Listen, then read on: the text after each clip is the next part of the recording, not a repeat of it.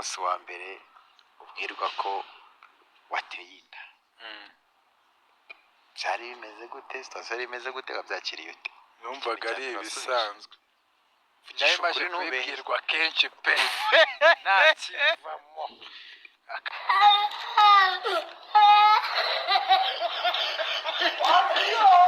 kambwira ati rimwe nkavuga ati naribe ijaga undi akambwira ati mwambwira naribe yarabimbwiye namubwiye ati mbona yanahangayitse ari kurira mfite n'ubwo ndabambwiye ati yo nibyo washaka kumbwira za mu bandi bankunda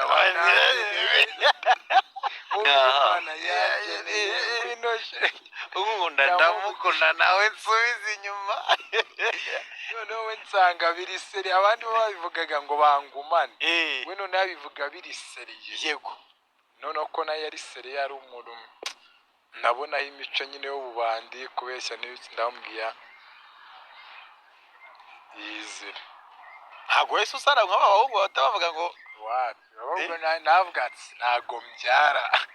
uwa mbere arabivuze uwa kabiri uwa gatatu nibaye mfite ikibazo numvishe noneho bivuga atari ibandi ndavuga ati sha wasanga noneho kuri ino nshuro imana ibikoze yego oh my god wow bivuze ko inshuro nyinshi wabibwirwaga nyine bari barabimbwiye bwa gatatu yarabimbwiye oya kandi njye najya nshurashura nuko ngiyo dukundana bari wowe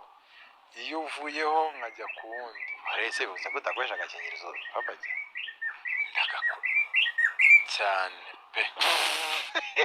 mbana n'ibiraya hano bikora ibibi nta n'ikiza bakwikora n'imiti ntibayifata hari igihe gacika hari igihe kabisa gacika kabaga kacitse yego ewana wizama zabya wavangavanze uruvange yesu we indaya mbaya ugahita ugana iri joro kabisa ijoro ni be shiduka kaci rero ntago nk'umuntu w'imfura wakwihakana kandi ari wowe njye noneho ndi imfura cyane iyo ubwiye niyo kaba katakize ndavuga ati nibyo reka hari kera za 2020 yego ubagize ubikubwira ntago yabimbwe twahuriye akuvugisha ukuri turi inshuti ntago wambeshye ibintu nanoza na nyakisera kimbwiye nta mukobwa wagerageje gutereta uri umustar akakwiryaho wamubonye ku mbuga baza abagengesha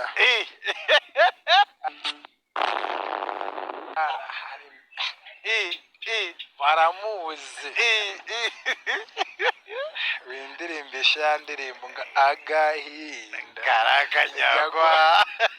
bose baramuzi depression wizura depression mbi oya neya depression watazwi